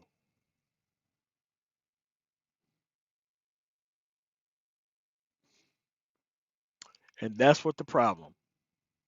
As Actual Zero used to call it, boardroom pookie. But a lot of these dumb and dangerous dudes thought that that's something that they should be associated with. And yes, came here with BGS, and BGS lent out his dumb nigga audience to actual Green Gorilla and this half-ton dude on the right here. And they was here just, just creating a grift point, an educational grift point for actual men online. They had no interest in solving these actual problems. He tended to left out the part when the dude held the bitch responsible and went to prison over the shit, right? Kind of left that out. And that happened before he had a PhD. So if he's engaging in this behavior about how he held a bitch responsible even after his PhD, that means he's pretty fucking proud of his fucking record. That's a lot of power. This literally happens on college campuses all the time where they do their own investigations, don't include law enforcement, and decisions are being made about young guys' entire lives. Exactly. And with little to no proof. And you mentioned it about. Okay. We know what happened to Brian Banks, right? Brian Banks is in one state, California, right? What legislation did Tia Son Johnson push in his 20 years of fucking education in California to prevent something like what happened to Brian Banks from happening again? If your answer is not a damn thing, you are correct. He didn't do anything at all, period, in the state where he lives to actually fix something that happened that's well known inside of his state. Again, they're leaving all the problems in place so that way they can have conversations about problems, not fixing the actual issue so that way these issues won't happen again. What these people want to do is continue to sit here and grift off of these problems, not solve them. What Helen Andrews stated, that a lot of the people who sides with the initial so-called victims or the potential victims, if it's a woman and she's crying and it's an accusation, the default position is she's innocent and he's guilty until proven otherwise. And I love what you said about how black men have known about this. But see, here's the thing. There are initial charges and then charges get dropped. Charges get enhanced. Charges are removed. You know when charges are enhanced or removed? The moment you start filing a counter argument against those charges. Yes, you have to take more advantage of the actual legal system while it's there. That's why it's there. That's why counterclaims are there. And normally, for a small claims case, it's going to come to due a hell of a lot faster than a criminal case. Yeah. A small claims case happens probably within, well, Colorado is within 3 weeks. So as you go file, 3 weeks, your case is over and done with.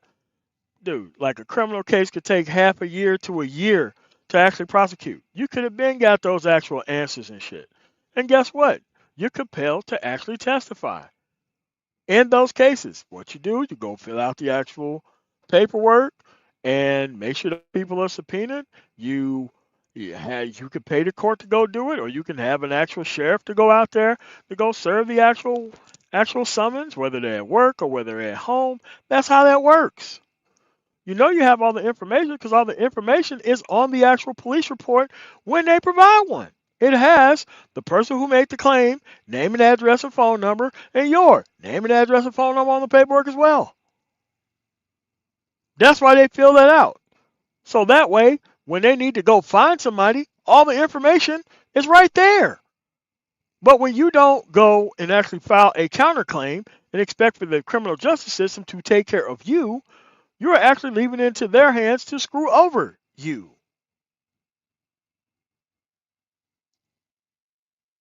Men knew about Me Too before Me Too ever came out. Mhm. Our entire existence on this land, Yes. our default position when a woman was involved, especially a non-black woman, Mhm. was that he's guilty by. Okay.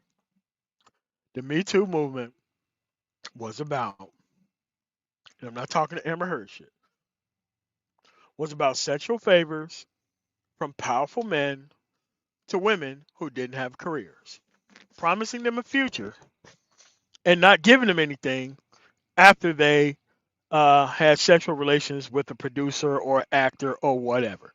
That's what the Me Too shit was about. It happened to me too. Not these bullshit claims.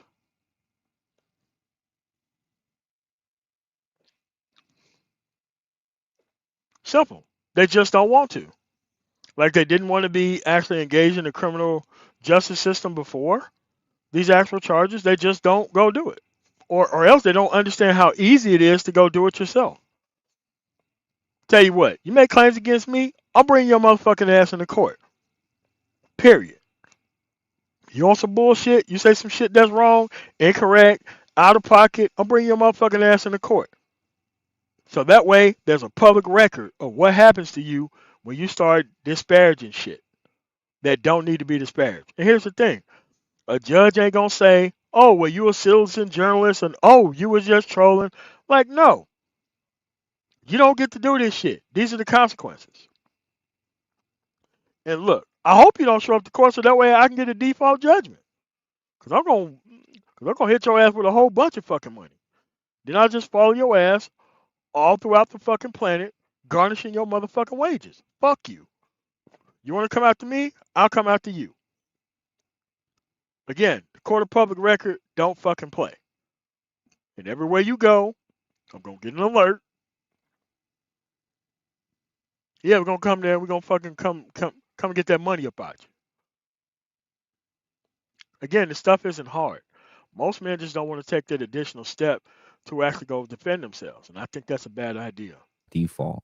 Mhm. And it wasn't until in mass it started happening, especially publicly, to non-black men that now other men were like, oh, this is an issue. Now Yeah. we got to be. Me Too wasn't exclusively a white male fucking issue. Okay, exclusively. It became a black male issue later on, but exclusively there was a men with power issue over people who didn't have power issue. I mean, even Donald Trump got caught up in that shit. Bunch of women came forward. He just started suing the fuck out of those women. Yeah, that's how he got the motherfuckers up off him. He started suing the fuck out of all those women and made them fucking reverse their fucking claims, whether they're true or untrue. They couldn't fight that dude in court because he had his own law firm. And I'm like, okay, hold on, guys. Let's think about this for a second. Much of the things that ends up happening in culture and society, the starting point usually starts with the black community. Yeah. Much of the isms, much of the ideologies, much of the different things. There's like, how did we get here? Why are things so bad? Why are families so horrible? Why are men and women hating each other? This, and that. And what's the government's role in this and this institution and this influence? It usually starts here in the Black community, and then it eventually, trickles out into the other communities. Am I onto something with that? Definitely. We're canaries in the mine, canaries in the mine. That's why it's even when you start to hear about this whole question of boys at the K through 12 level, what are they going through? What's happening with boys? For them, it's a new discussion. For Black, That's not exactly true. You only care about their actual victimhood because you want to make money off of their actual victimhood. You're not here to solve any of their actual problems. How can you solve their problems by just talking? Remember, you're not engaged with the political process. Neither one of these people on the screen are. One is a middle of the road person from the liberal city of Philadelphia. The other person is a liberal state in the union in the state of California. If y'all wanted to change these actual issues, you could have been changed it. But the only thing is, they want to leave these problems in place so that way they can have bullshit discussions about them. So that way, the overall general populace who don't understand the process at all can, quote unquote, feel represented by the actions that they're taking by talking, not the real action that they take by changing legislation and changing how these police departments work. for the Black community, that's not new at all. We've been having that discussion for decades. It's very old, but it goes to your point. They only become important when it really impacts other groups.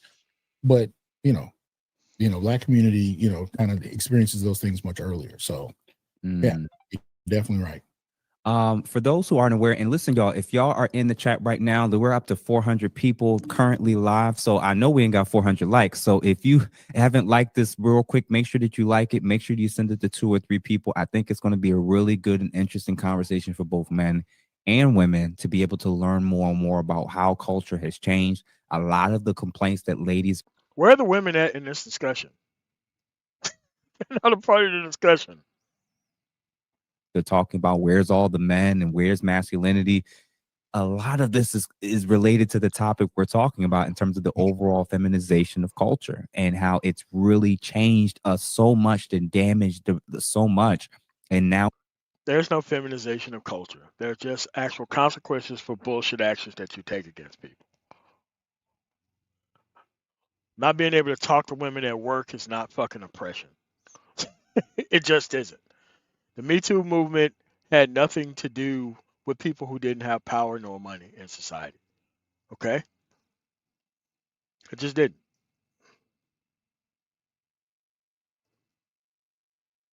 We're having to reevaluate how it's formed our lives, how we've been raised in it, surrounded by it. This is the equivalent of a fish that's been born in water and not realizing what it means to be wet.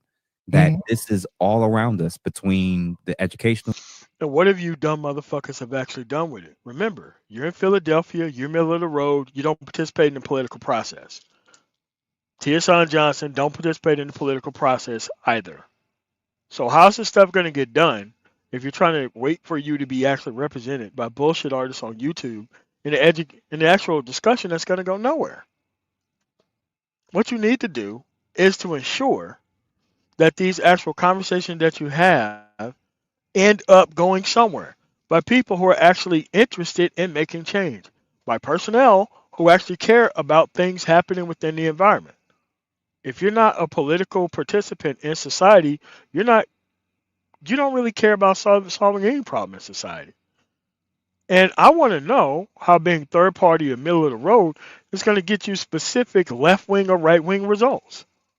And how long is that supposed to take? Exactly. That's why I talk from an actual problem solving standpoint. That's why there's really no way out of the questions that I ask because they're too damn direct. And it requires a direct response that has to be action based. Not theory based, not classroom based, but outside the classroom in the real world based. If you want to actually solve these actual issues and problems, you would not be waiting for actual people to get a PhD to force a conversation in an academic environment where you can just handle these things in an actual election year by putting it on the ballot so that way it can be voted on or against. So that way you see where people are. system, the psychology field, et cetera, et cetera. So real quick, along with what you mentioned with Me Too, for those that haven't, I highly recommend looking at this brother's political agenda from 2024 with other contributors.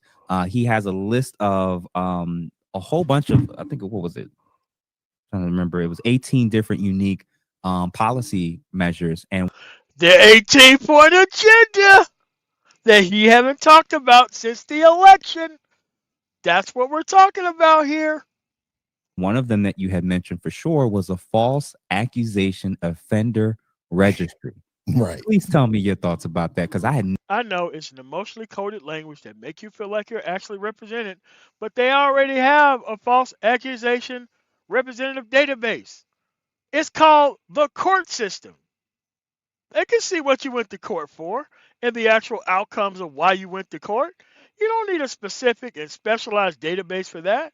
But to the Delta November, oh boy, a false accusation database. Oh my God, we being represented. Like, no, it's emotionally coded language. It's not real. It's not even true. These are two people who have education, who know how to do research, who's not telling you the truth of the matter of how these things work. So now let's listen to this half-ton hair hat on the right tell us about this database that he's not even trying to have in his own liberal state of California. Tell us, hair hat. never thought about that before. I know we all have said like it's not right, it's not fair for people to do false allegations, but I never thought about the idea of a false accusation offender registry. Please tell me more about what you're thinking with that. Well, for anybody that has a question, my channel, the Onyx, we have my show, the Onyx Report. We had this is probably in 2020. I decided to create a black male political agenda, and these were basically policy ideas that come from black males themselves or anybody who's interested in seeing the quality of life improve. Again, it's emotionally coded language that made black men feel like they were actually included, like the Onyx Report. It made you feel like you're actually included with shit when you naturally were not represented by anything, because this guy is in the middle. He's not part of the political process in the left-wing state of California. Again, bullshit artists. And the guy on the left, who seems to be a clinician, is also in the middle. Trolls the Democratic Party, all this kind of other shit, when the actual people that you're going to be working toward to get this shit changed is the Democratic Party. Black men and boys, any policy idea. And it ended up turning into what it is now, a 19-point agenda. Yeah. And it is available on my blog. It's freely accessible. I've had everyday people, I've had politicians, I've had governors, I've had presidents of universities reach out to me and ask me questions or tell me that they're implementing different aspects of it. Who the fuck are these people's names? Because as soon as people see that you're in the middle, they don't, dude, people don't come to people in the middle of the road for any type of advice. You're in the middle. Nobody respects people in the middle. They respect people on sides who have voting track records. They don't go to a guy who's in the middle, who teaches an elective skill at an actual, who teaches an elective class at a whole bunch of different universities, who don't have a side pick, who don't have an actual voting track record. How the fuck are people reaching out to you about shit when they got perfectly serviceable lawyers within their own state that they can actually go to for the same shit? Why would they go to a guy who's in the middle in California for advice? No names though, right? No names, right? Fuck out of here. So it's definitely been around, but it's been since 2025 we've been building it. And most, I'd say 99% of the things on. Okay, how much of this shit have you actually executed in your state, California? How much of it? Because you can't do anything racially based in California. You know that's part of the Constitution, right? On there are basically submissions by people. Now, one of those ideas, as you say, is I think that's point 18 on the list. Because right after that, we came up with GI Bill reparations for black men who didn't get the GI Bill and their families were thus impacted. Yeah. But yeah, the false accusation. The fuck are you talking about, dude? The GI Bill is something that you get from the military. You don't get an automatic black male version of the fucking GI Bill if you're not part of the fucking United States military. But see, this is what I mean by taking full advantage of people who don't know jack shit about the political process and promising them shit by writing something in some type of blackmail, racially focused agenda.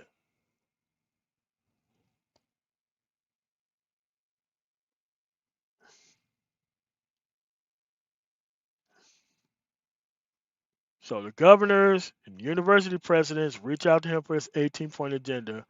Okay, is he saying Gavin Newsom reached out? Dude, Gavin Newsom don't talk to people in the middle. I've never seen him go try to talk to anybody in the middle of nothing. Not in his fucking state. Dude, Gavin Newsom is rude as fuck to people who is in the fucking middle. I know that for certain. Oh, people reached out. Like, you know what? BGS kept lying on this dude that people were reaching out to Tia Son Johnson. Oh, look what they're doing in Texas. Oh, look what they're doing in Tennessee. Okay, but no action's happening in actually California where you live at? Okay. Listen, man. He lives in California. He haven't put this into action in California. Right? If you haven't put it in action in California, what are the chances you've done it in any other state? The thing is, he strip mined men for emotionally coded language to put in this ever growing agenda that he takes to nobody. That's all it is. It's not hard. It's very easy. Offender registry was basically a way of holding, mostly women who had accused men falsely and didn't suffer any kind of repercussion for doing so, holding them accountable. Here's the thing. Why do there need to be a specialized database for fucking women? It's called a specialized database registry. The fucking court system. When I meet any new woman in my fucking life, I go to all of the fucking state motherfucking court register and I put their fucking name in there. Your name come out on some fucking bullshit, not fucking with you. I'm gonna read the facts and the history of that motherfucking case, and if I don't like what the fuck I'm looking at, you gone. Period. That's what it is. You don't need a specialized database. The database already exists. But for Delta Novembers who don't understand how the actual criminal justice system works, they think they're actually being represented by something that already fucking exists.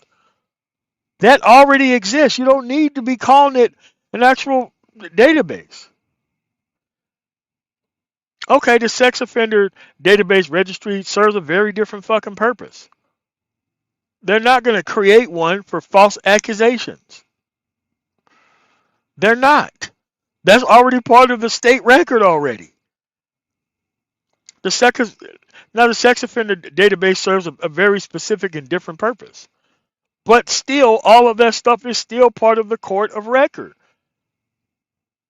And how are these people going to get false accusations if you don't take their ass to court? Because normally, whenever you sue somebody and they on some criminalistic bullshit, the actual state charges come after the actual small claims court case. Especially if you go talk to the prosecutor and make them aware of what happened. As soon as the court case over with, they file an immediate fucking charges. It's open and shut. Not hard. This stuff already exists. But if you're a Delta November and you don't care and you just want somebody else to do the work for you and you have this guy, oh my God, a blackmail agenda. Oh my God, I'm so included in the blackmail agenda. Oh yeah. What he does is he strip mine you for actual ideas to put in his racialized agenda, and then he doesn't take it to anybody, and you feel like you're being represented by this agenda. Makes sense, right? No, it doesn't make sense because it doesn't lead to any type of action. That's why he can't tell you which one of his agenda articles has already been specifically done in his state, because they're not being done specifically in his state.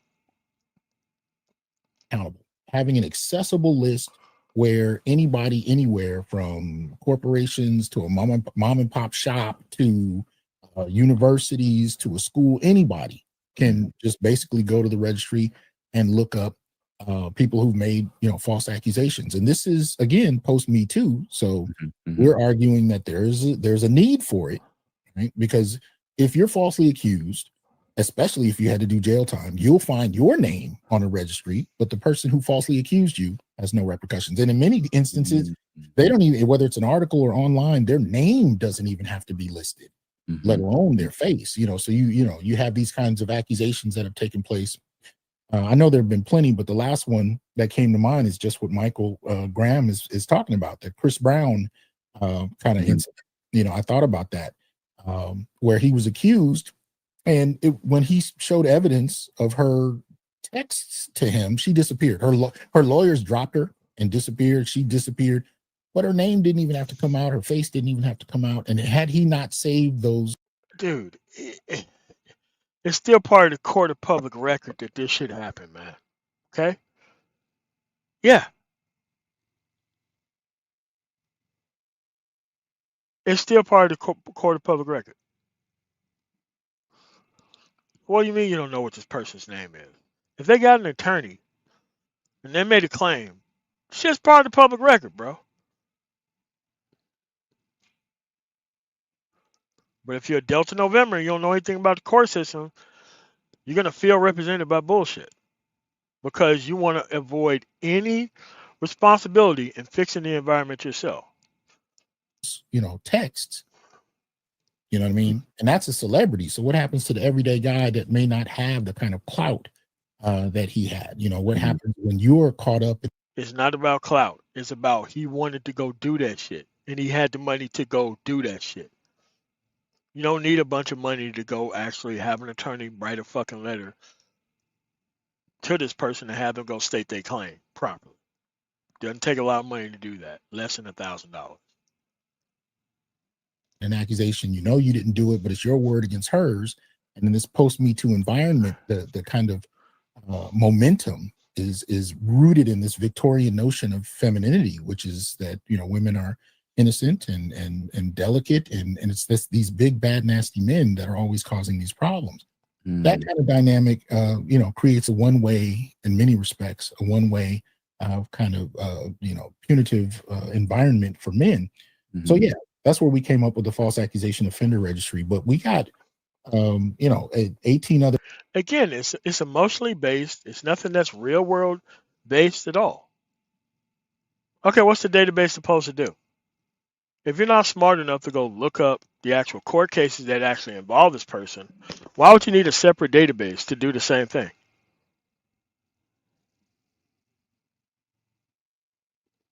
Unbelievable. Areas, and each area there has subpoints. Now, the very first one that Black men chose themselves was family court reform. Family court reform, yeah. And that has the most subpoints. It has 18. Of course it has that many subpoints because dumb people can't stop getting actual women pregnant that they shouldn't be with. And that is most of the actual problems that men face in society. Based on a woman that they get pregnant that they should have left as a weekend smash. So inviting them emotionally coded language to make them quote unquote feel represented without actual legislation to change anything to solve the problem in whole, you're just playing these dudes for a fool. And you're doing that. Right? Unbelievable. Subpoints. I think the only one that has anywhere near that is the criminal law reform point 6, and that has 13 subpoints. So you can see, as far as on the ground, what Black men are grappling with. Family court reform is one of the biggest issues. So what he does is he strip mine men for emotionally coded language to put in his fake bullshit agenda that he's not handing to anybody. This is, again, a guy who took all this political content down since the actual election. So that way you can't see what he has been working on or what he has not been working on since the election. Now, before the election, there was all this talk about what Black men got and didn't get. Kamala Harris came out with a black male coded agenda. He didn't cover it. He didn't cover it at all. Why?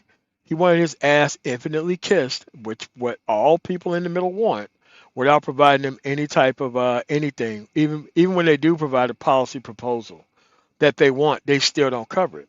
Tariq Nasheed didn't cover it. Jason Black didn't cover it. He didn't cover it. Tia Johnson didn't cover it. So why even come up with shit for black men? If you have nothing but these grifting bullshit artists that don't actually do things when you actually do create it. So just leave their ass out.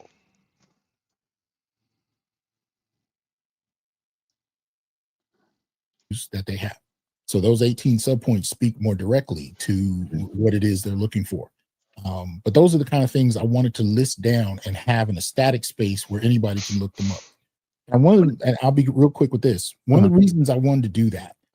Okay, so before we go forward and let this go on, remember, he wanted to create a database for people to look at, not have an actual policy proposal track record that people can actually look at to see where it's been implemented, where he actually had personal, actual interest in actually making this shit happen. Everybody's always reaching to him behind the scenes and doing all this stuff, right? Nobody's really actually out there doing stuff on his stead. They're all just reaching behind the scenes to help him do stuff. Correct? This is what I mean by dumb, unneeded stuff. Is because I noticed every presidential election, period, they would eventually ask black men, at least once. They'd ask black men what we want. And they'd go to a barber shop and set up this fake narrative where, the politician question was going to ask a few black men around the barber shop what they want. Black men mostly, you'd be hard pressed to find black men that could name 5 issues that men themselves, policy-wise, are looking for. Because we're not trained to think of ourselves as a separate demographic. Now, black women are a whole different matter. Yeah, so that's a personal problem. That's not a societal issue. If you don't know shit about politics, that's a personal problem, not a societal issue.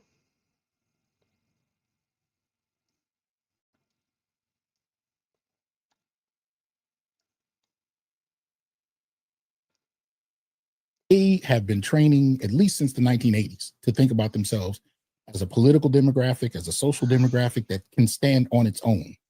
Not necessarily the case for black men. Black men talk about things that would benefit the community. But if you ask them what's specific to black males, you might get some silence. So one of the reasons we created the list is so that black men could have something to refer to. And I found that men have been blown out of their chairs about how much of their lives they can see in the list and how. I know. It's a mostly coded language that's meant to not give you answers, that makes you won't feel like you're being actually involved in the conversation when you're still not involved in the conversation. You only just hoisted your actual complaints onto a bullshit artist that's not actually taking it to anybody to get it done. This is a personal problem, not a societal issue. You not knowing shit about American history, politics is going to be very hard for you to actually figure out.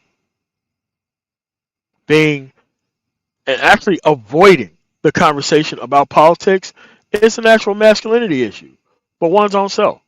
I don't bother going out here trying to educate people on a motherfucking thing. Okay, history class was a long ass time ago. If they taught politics and government in my small ass school in Mississippi, then you could take your motherfucking ass out there and go learn this shit yourself.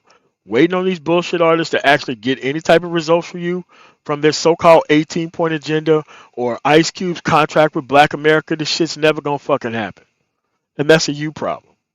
Actually, a local problem for you, not a national problem for people to actually go solve themselves. Many things could have been dramatically different had these policies been implemented on any level. So yeah, if you're interested, look up the Black Male Political Agenda, Dr. Tia Johnson. It should come up for you pretty easily. It's on my blog, newblackmasculinities.wordpress.com. It's the pinned blog at the top, and you can actually go through it yourself. I appreciate that, and the more that you explain it, the more I'm realizing, and I highly recommend. You don't have to be black to read it. Number one, no. I think it's important. Then why the fuck did you call it blackmail based? For even non-black men of all shades, to start to form a political identity around understanding why things aren't equal, things aren't fair, and that the reason why you've never thought about some of these things is because you've grown up in a feminized, matriarchal, gynocentric culture where. You see that heavily loaded fucking statement? It's not the fact that you're not smart enough to go figure out politics. They're just placing the blame on women that you don't know shit about politics. It's women's fault that you don't know shit about politics, right? It's women's fault that you can't read the political agendas. You're so busy with everything else in society that the women have allowed you to not be up to speed with things that happen in society, right? Ridiculous. The idea of men having such high rates of self deletions, that's horrible, and the loneliness epidemic, that's bad. But just realize that if it was in the reverse, Yeah. that policies and things will be put in place to address that issue. Mhm. And there's a reason why Mother's Day is treated the way that it is and Father's Day is treated the way that it is. Like once you start seeing it, it's like your eyeballs open and you're like, oh my God, this is Yeah. Yeah. everywhere, right? And Yeah. I saw it and noticed it in my field of mental health. Mhm. And it wasn't until about 2020, 2019, 2020 is when I started to notice something was wrong. Mhm. And it Just then? was the forced consensus of adopting new language and ways to describe people who choose certain identities. Okay. And I was like, all right, well, wait a minute.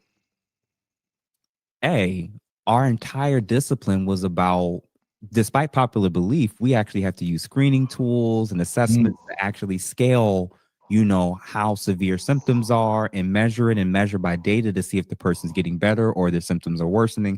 It's not quite as simple as just talking and just going with the flow. There's actually more of a methodology to it. And then when it got to stuff like gender, this was the first time that I was being forced and people were being forced into doing and acknowledging and affirming things. And I'm like, well, wait a minute, but that Right. kid is 12. I'm like, are we sure? And I was like, well, hold on, because the DSM 2, 3, and 4 said this. And Mhm. now that the DSM 5 says this, we now have to have a whole. So the thing that I would have normally just described as gender dysphoria and left it at that, now we're doing medical interventions. And Mhm. then I'm looking at the data and talking about all the people who will regret the moves that they're making. I'm like, hold on. Mm. Are we sure? Okay, so you're a clinician. You know all this shit. You live in Philadelphia. You say you're in the middle. You troll the Democratic Party. You don't hold the Republican Party responsible for anything, and you expect progress, right? How do you expect progress when you don't participate in the political system at all? So you know how to do research. You know how to read data, but you don't understand American history, and you don't understand political lobbying. What? What? This stuff have a very easy conclusion to it, but you keep skipping over the conclusion to keep talking about the problem. This is how we should be approaching it? And then when I started to give a little pushback and questions, it was like, and then as I started to question the field itself, and I'm like, the field is about 75, 80% women now. And by 2030, there's estimates with the way things are going and the sheer amount of men that are not entering into college to get into Yep. psychology. Yep. Men in mass have left psychology. That's not psychology's issue, sir. It isn't. Again, you're trying to address the actual issue the wrong way. Again, legislation changes this shit. Waiting for people to outnumber a career field, to outnumber the other group, worst way to get this stuff done. The field, and I'm learning and observing. I'm like, wait a minute. If it's all about being accepted, consensus, groupthink, all about not offending others and wanting to always honor feelings above everything else, what's the demographic that's dominating the space? It's women. And I was like, hold on. If more people than ever before are engaging in mental health. Okay, so complaining about women ain't gonna get this shit to work. Okay? All right, so DEI is a very false thing, right? Especially the way the right wing actually presents it. These people got all type of changes. They didn't wait for no studies. They didn't do shit. They went straight to the government, straight to lobbying, straight to action, and got stuff done. That means all types of grants proposals and everything else ended and everything else. Ain't wait on no damn person through academia to actually address their issues. They went to court. They created a narrative. They took action. They lobbied for it, and they went to court to get the changes. They sued to get the changes. They didn't try to make the changes the way these people are actually talking about on the screen here. It's the worst way to get it done. And socially, in terms of the social construct is completely broken down between families and marriage and men and women. And more women are going to this than ever before. What would happen if the field is dominated by women that are feminists or covert misandrists? Yes. Okay. All right. So that's about as much as we're going to have today on this. Okay. No one is concerned. And I mean, no one is concerned about the collapse of the family between bitch ass niggas and stupid fucking women who shouldn't be having kids. Nobody is worried about those families. Okay. No one is worried about those families. No one. And you're never going to get anyone to actually be concerned about it. Because these people get into the consequences far longer than they're trying to do the family planning piece. Both sides.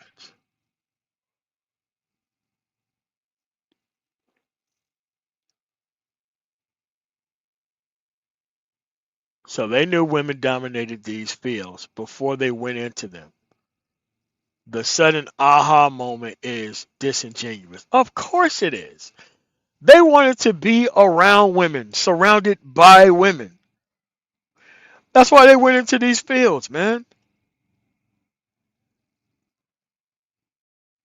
Oh, well, I'll just go into a dominated career field full of women. Oh my God, there's so many women here. It's like going to a casino. Know that there's gambling. Like, holy, but what is this craps table doing here? And look at all these slot machines.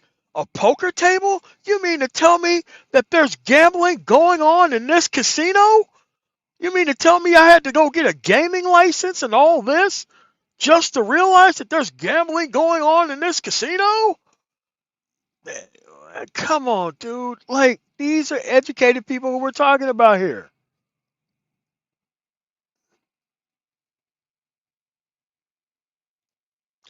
And they had a choice to choose otherwise, Cedric Webb, and they didn't. They didn't.